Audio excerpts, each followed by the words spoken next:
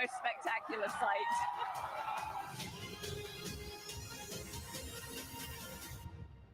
If you haven't seen it, you haven't seen anything.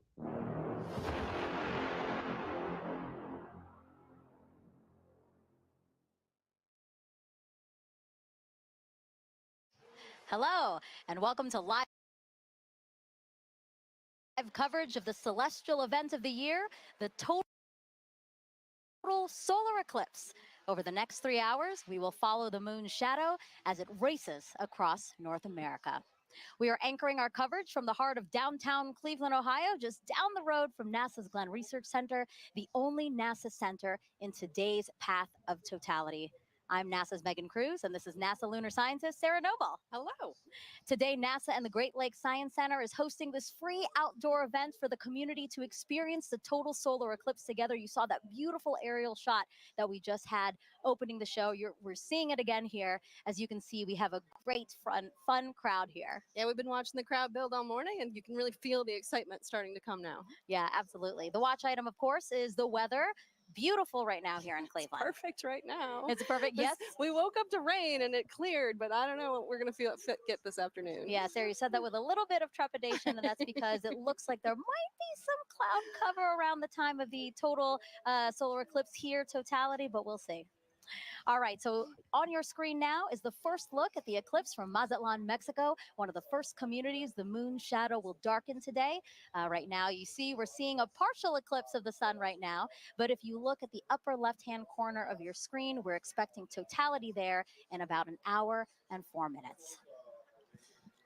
And we want to thank our team of telescope operators spread out across North America. Because of them, we will always have a view of the sun during this entire broadcast, which is That's really right, awesome. all the way from Mazatlan up to Maine. Yeah, a very large swath, and we have it covered the whole way through.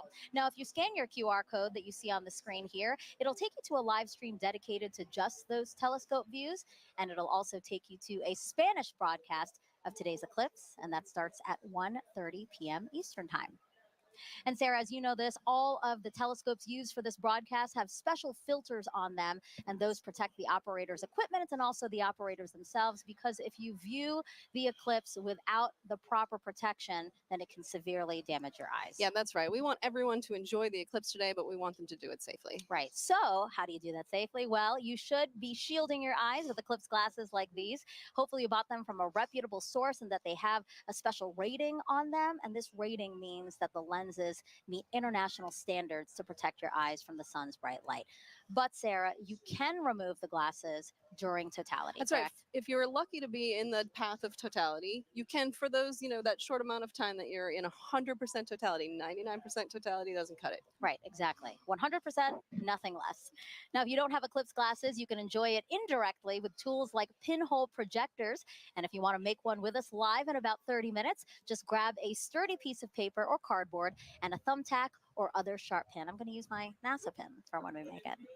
All right, so Sarah, what are we expecting today? What is a total solar eclipse? So total solar eclipse happens when the Earth, the moon, and the sun are so perfectly aligned that the moon completely blacks out our view of the sun. And does that happen often? Actually, somewhere in the world, there's an eclipse about every 18 months or so, but like in any particular place, it's a pretty rare event. Yeah, I mean, specifically here in Cleveland, the last time Cleveland had a total solar eclipse, get this, 1806. Wow, that's remarkable. So quite a long time ago. Yeah. Once in a lifetime opportunity. All right, but not everyone is going to be able to see the moon completely eclipsing the sun. That's right. Only those of us in this narrow path of totality, but just about everyone in the U.S. will get to see a partial eclipse today, weather permitting. Weather permitting, yes. I hope that Cleveland here and everyone else along the path of totality will be good and clear. Okay, so let's take a look at today's path of totality. It passes through parts of Mexico, 15 U.S. states, and southeastern Canada. There's an estimated 32 million people who live along the path, and not to mention the tens and thousands of people who travel to somewhere along it as well, like us. You're from D.C. and I'm from Florida. I feel very lucky to be able to get to travel to see this one. Yeah, absolutely. And we're going to have live reports from our correspondents spread out across the path, all excited to share this event with you. Some recognizable locations in between: the Indianapolis Motor Speedway, home of the famous Indy 500, and then also Niagara Falls, where officials expect up to 1 million visitors. Look at our team there waving at you. Happy to see you guys, and we'll hear from you soon. Okay, so again, we will hear from those correspondents, but also on our broadcast, a live interview with astronauts on board the International Space Station. Sarah's already ready. So excited She's for ready this. because that's going to be obviously a unique place to witness today's celestial event. So we'll talk to them about that. We're also going to explain some of the science NASA will conduct during the eclipse and why that's important to you. And if you have questions about today's cosmic alignment, use the hashtag Eclipse to send those in wherever you're watching us. We already have some questions from some kids Excellent. and a celebrity. I can't wait to surprise you with who that is. All right, in addition to NASA's Eclipse event here, there are plenty more in communities across the country. So why don't we take a look at some of them now? All right, so this is the California Academy of Sciences. That's a beautiful place to witness. Wow, it looks like they have great weather today. They're only going to get a partial eclipse there, but still, that is more than enough reason to get outside and enjoy some time with your friends and family. Waco, Texas, people have their seats. They're ready to go. They're all comfortable. I see some coolers there. Oh. And this is the Adirondack Sky Center. They have a big field for people to view. A couple of days ago, we saw the same field. It was covered in snow. So I'm glad they have a nice place to sit. Exactly. And Kennedy Space Center, the famous rocket garden that we have at the visitors complex there, that's also a cool place to watch a partial eclipse. Yep. Yeah. And then lastly, the Mentor Civic Amphitheater, a nice big field again to take a look out into and enjoy today's event. I'm sure that'll fill up soon. Yes, I'm sure. Still gathering there. All right, very much a party atmosphere we've seen in some of those watch parties, and especially here, again, the music, the exhibits, all the things happening here kind of reminds me of a sporting event, So because of that, I'm going to ask you, who's the GOAT today, right? Is it the moon? Is it the sun? Or is it the earth? I mean, I'm a lunar scientist, so I may be a little biased, but you got to go with the moon on this one, right? It's the moon that is like coming in for the block today. It's all the action to the moon. I love that sports reference, but I'm going to have to say Earth. Because, well, first of all, we love our home planet, right? But because we're here, the moon has something to project its shadow on, and that's why we have the celestial alignment and show we're about to see today. That's where I'm going. That's how I'm going, yeah? All right, and now we want to know which team you're on. You can cast your vote by going to @NASA Solar System on Facebook, X, or Instagram, and we'll reveal the winning team at the end of the broadcast. Earth. The moon shadow will only be over land for about an hour and 28 minutes today, moving at an average speed of about 1,900 miles an hour. Keeping track of it for us is NASA's James Traley. Yeah, thanks so much, Megan. I'm going to have to go with option number 3 there, the sun, because it gives us the energy for us to thrive here on Earth. And speaking of energy, it is bustling here at the Kennedy Space Center Visitor Complex. I'm coming to you from our new Gateway exhibit, where we today only have a partial eclipse, but still super excited to be tracking all of today's events live with our Eclipse Explorer. This right here is a fantastic tool that was developed by our friends at NASA Goddard Science Visualization Studio. They put this tool together for us to track the eclipse down to the exact second. If you wanted to get an access to this yourself, get a feel for how this is going to look in your neck of the woods, you can go to go.nasa.gov/Eclipse Explorer, and you can track where your city is going to be, your zip code, by punching it into this little box here. It's going to snap right to your location and give you some key stats. You just saw Cleveland there, so I can bring them up here. Cleveland is expecting peak totality here to start at 3:13:45 to be precise, local time. They've got a time of totality of 3 minutes, 49 seconds, plenty of time to really sit back and bask in their moment in the fully eclipsed sun. I'm going to be tracking all of this all throughout the afternoon for you to make sure that you do not miss a second of this coverage. Even if you're outside of that path of totality like we are right here, more than 99% of the U.S. is going to be able to see at least a partial eclipse. Some places are already experiencing, you just saw that footage from Mazatlan a little while ago. They are already experiencing a partial eclipse. And as always, if you are in partial, be sure to wear proper eye protection to protect your vision so you can safely enjoy today's fantastic celestial event. Plenty of awesome stuff coming up. We're going to keep a keen eye on that weather.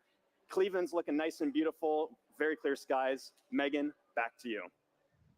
Thank you, James. And joining us now is Dr. Bob Lehman, a heliophysicist at NASA's Goddard Space Flight Center. Thank you. It's great to have you here. Thank you very much. So talk to us. Today's total solar eclipse, it's going to look very different from what we saw 7 years ago, right? It is, right. The sun is going to look, the solar corona is going to look very cool today. It's going to look cooler than it did last time. and I mean cool in the sense of wow. Not cold. Not cold, because the solar corona is like 1,000,000 degrees.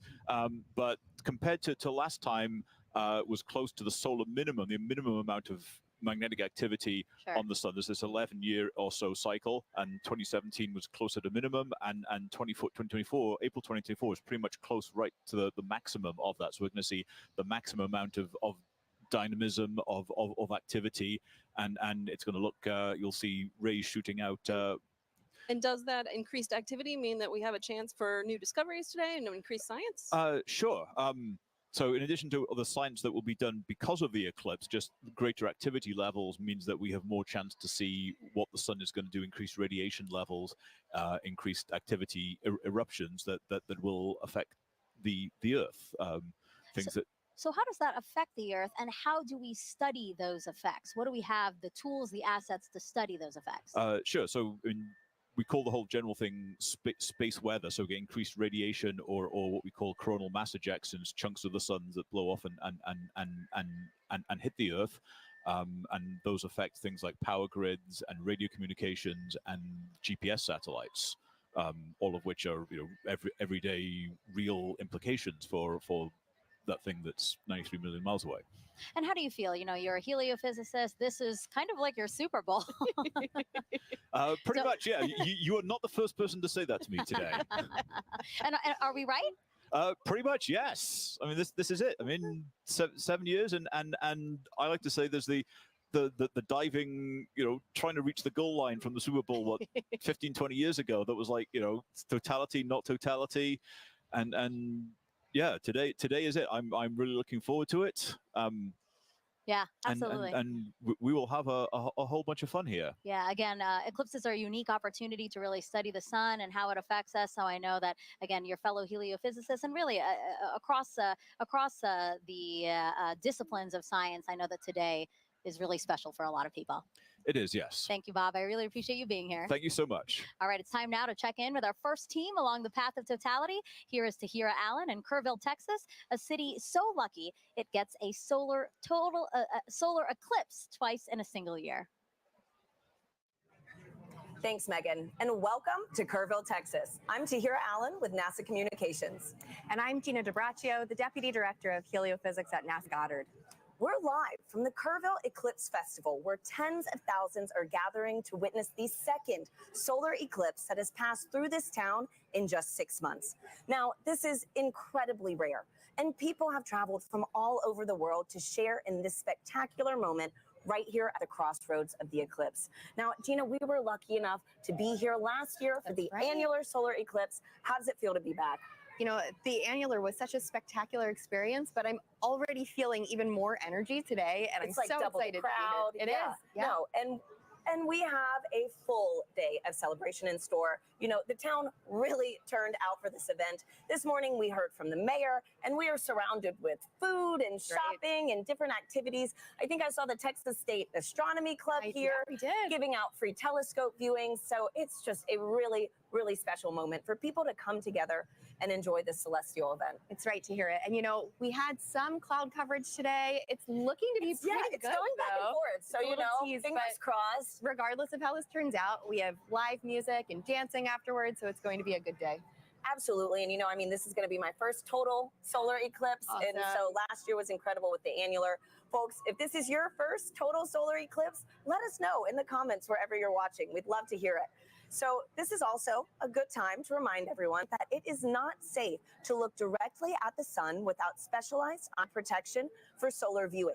Now that is except during the brief phase where the moon is completely covering the sun, and that will only be for those in the path of totality. Now we have a special guest that you might recognize popping in to share some important tips to make sure you stay safe during today's events.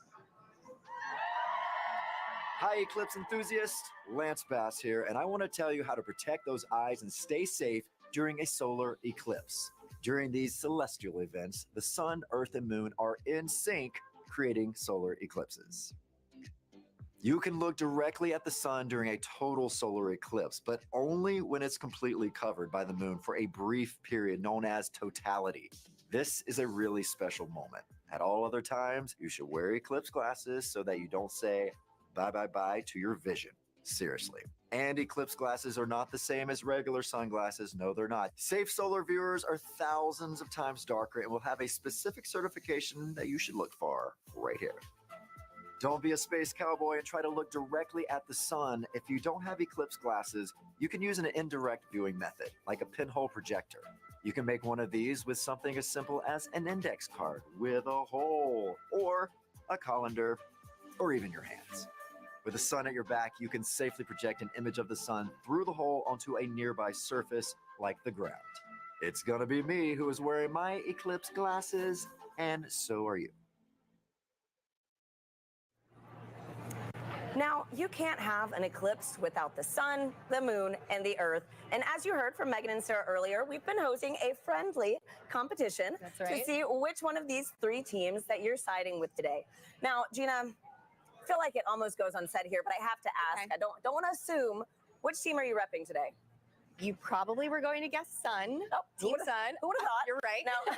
So heliophysics, it's the study of the sun and its influence on everything. And it impacts all of our planets. And today, the solar corona is stealing the spotlight of the show. So Team Sun for me. I guess it really is the star of the show today. But you know what, Gina? I think I'm going to have to be a little bit biased too. Okay. So International Observe the Moon Night, which is NASA's annual celebration of all things moon, actually falls on my birthday this year. Okay. So I think I'm having a little bit of a lunar connection. All right, Team But Moon. for those watching, if you haven't joined the fun yet, you can vote for your eclipse team on NASA's Solar System Facebook, X, and Instagram. We're going to be sharing those poll results throughout the show, so be sure to go vote for your team. Now, also during the broadcast, you can send us questions using hashtag Eclipse on social media. We have teams standing by online to answer, and we're going to be taking some of those questions live on today's show. Now, speaking about taking questions live, Gina, we actually had some kids send in videos before today's show. Oh, nice. So let's roll one of those right now. My name is Jonathan. My question is, will NASA do any experiments during the solar eclipse? Thank you. Oh, great question, Jonathan. Now, we have a bunch of different experiments that will take place during the eclipse today. So first, we're trying to study the solar corona. So we have NASA's WB-57 high-altitude research jet flying across the path of totality, taking pictures of that upper atmosphere of the sun, that corona, so that we can learn its composition, why it gets to be heated to extreme temperatures. But we also care about the eclipse's impact on Earth and the upper atmosphere. So we're launching 3 sounding rockets up into the atmosphere before, during, and after peak eclipse so that we can study how the atmosphere is changing as well. So, you know, we're studying it with a plane, we're studying it with rockets. Exactly. Any other way? You know, we have balloons, science balloons that are going up too, and we also have different ways that the public will be able to get involved in some of these experiments too. Thanks, Gina. And I actually have a great follow-up question to this. This is from Lisa on Facebook, who wants to know more about the sounding rockets. So they ask, why is NASA shooting rockets into the moon's shadow during today's events? Okay, let's talk more about the sounding rockets because they are a lot of fun. So the first sounding rocket will be 45 minutes before peak eclipse, the next one during that peak eclipse, and the final one after, 45 minutes after. And that's because we really want to understand the difference in density and temperature and these different factors in the upper atmosphere and really get a sense of how the atmosphere changes as the eclipse is coming and passes over. So we have all these rockets going up and it'll be a good day for that. Great, and hopefully we'll get to see a replay of that later on in today's show. That's right. Now, folks, it is really special for us to be back here in Kerrville, Texas, covering today's total solar eclipse. Just last October, an annular solar eclipse passed right through this town. Now, for a location to be at the crossroads of these two incredible celestial events is rare. Let's take a look at how the community has been preparing in the lead up to this big day. Kerrville is the eclipse capital of the state of Texas. It is known as being the capital of the Texas Hill Country. It's the epitome of Texas. Ranches, deer, beautiful streams like the Guadalupe here. Kerrville is very welcoming. It's a wonderful community. Tight-knit, small. It has about 25,000 people. Kerrville is blessed to be in that special square, the annular eclipse in 2023 and the total solar eclipse in 2024. We're talking about crossroads, you know, we get it twice. Two eclipses right here, right where I stand. It's statistically extraordinary. We get 2 in less than 6 months. Everybody's excited about it. City council, county commissioners, everybody's working diligently to be able to provide safe opportunity for the influx of people. This will be the biggest event in the history of the city, and that's why the city is preparing. We're preparing to make the event enjoyable for everybody who wants to see this tremendous natural phenomenon. I think that Kerrville has done an awesome job of preparing, way in advance. It's getting that message out to people to make sure that they're taken care of personally, but then there's the science part of it, letting them know what is an eclipse. And I'm just having a great time going out and talking to civic organizations and clubs and talk about eclipses. So this will be my 4th and 5th solar eclipses. I've seen total eclipse in Nebraska. I drove 1,200 miles for a little over 2 minutes, and it was well worth it. And just couldn't believe the experience of the eclipse. I mean, it literally gives me goosebumps every time I talk about it. It's a visceral, emotional experience that is just, you have to experience it to understand. I thought I knew what it would be like, but I gasped at the sheer wonder. It's going to be a, you're going to hear that intake of air and awe. It was the most beautiful natural thing I've ever seen. So to have an eclipse basically in my backyard is just, it's indescribable.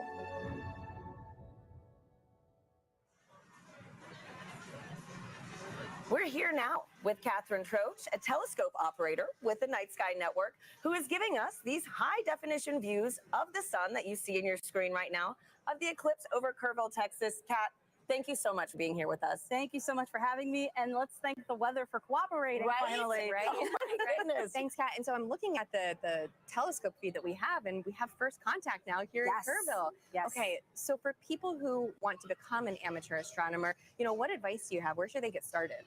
The easiest way to get started is to look up Night Sky Network. Night Sky Network has over 400 astronomy clubs in the United States. You would just use our search function to plug in your city and find the club that's closest to you. And if you don't have a club that's close to you, you can use our coordinator tips to start your own astronomy club.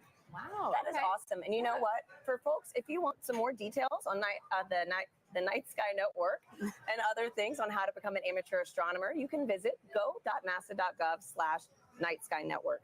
Now, a fun fact about today's broadcast that I absolutely loved learning was that so many of our telescope views that you're going to be seeing today are from amateur astronomers.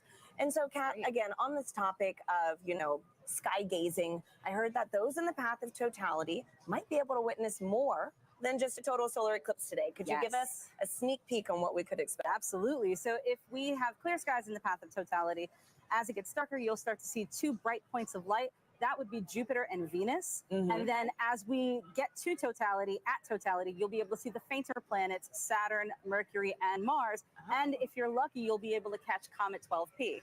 Oh, what a crazy, cosmic alignment today, So, man. Great. So for the amateur astronomers that actually want to view today's celestial event, what tips do you have for them? So, of course, you need to have solar protection. You need to have solar safe glasses. And you need to have solar filters for your telescopes, your binoculars, your cameras. But you can also use indirect viewing, like a pinhole projector box, or you can use a disco ball. A disco ball? Yes. Wait, how does this work? Can you walk us through this? So as the sun hits the mirrors and it'll cast a little reflection onto the surface here, you'll see little crescent shapes as the eclipse progresses. That is incredible. We need to keep that disco ball. Oh, yeah. Right? No, seriously. So, Gina, didn't you say you could also use your hands That's at one right. point? You can take your fingers and weave them together to let the light project through so that you can see the projection of the eclipse on the ground. Absolutely. That's fantastic. So a lot of different ways to be able to view today's event. There's no one wrong way to do it, unless you're just using to do it. Just do it. Just make sure you do it safely. And so, Kat, too, earlier you gave me a little reveal of your shirt. It is too perfect for today's show. Could you give our viewers a little taste? Sure, no problem. So if you know, you know. If you know, you know. Totality going on at the moment. Love it. Thank you so much for being here, Kat. Thank you again for having me. Absolutely. And so now coming up soon, we're going to get our first views of the total solar eclipse as it begins in Mexico, sweeping across North America. We have correspondents all along this path who are going to bring you live into the action as it happens. First up, let's check in with Joy Ung in Dallas, Texas. Thanks to Harry and Gina. So welcome to the Dallas Arboretum and Botanical Garden. I'm Joy Ung, and as you can see behind me, we have a lot of people eagerly waiting for the total solar eclipse. It's so amazing to hear so many people talk about the sun and the moon, and what makes this day even special is that the eclipse gives scientists a really unique chance to do science. So to tell me more, I'm here with NASA scientist, Dr. Ashley Greeley. Thank you so much for joining us. Hi, Joy. Thanks for having me. So firstly, how are you feeling about today? I'm feeling really excited. The skies are starting to clear out, and it looks like we might get a pretty good show. Fingers crossed. So earlier in the show, we learned that today's eclipse will look quite different from the 2017 eclipse. We're going to see more structures in the sun's outer atmosphere. So Ashley, can you tell me, why is that different? Why is the sun going to look different, and why is it changing? Sure. The sun goes through phases, which we call a solar cycle, that last roughly 11 years. And those are periods where the sun is less active and periods where the sun is more active. We're entering a time of solar maximum, which is really exciting because that means that the sun is more active. Its magnetic fields are more dynamic. We may see features here, such as streamers, which looks like little spiky wisps in the sun's atmosphere, which we call the corona, and then little prominences, which look like little pink arcs on the surface of the sun. Yeah, we're really excited to see this, and we hope that we'll see some really interesting features. There may be a little bit of asymmetry as well in the magnetic fields, and I don't know, I guess we'll have to find out in about an hour. So the sun is changing. So do those changes affect life on Earth at all? Sure, yes. The sun does affect life here on Earth. We have a term that we call space weather, which applies to the field of study of everything from the sun to the Earth and in between, and how that affects life here. We are fortunate that on Earth, we are protected from things coming from the sun by our magnetic fields, which shield us from those explosions that come from the surface of the sun that we talked about.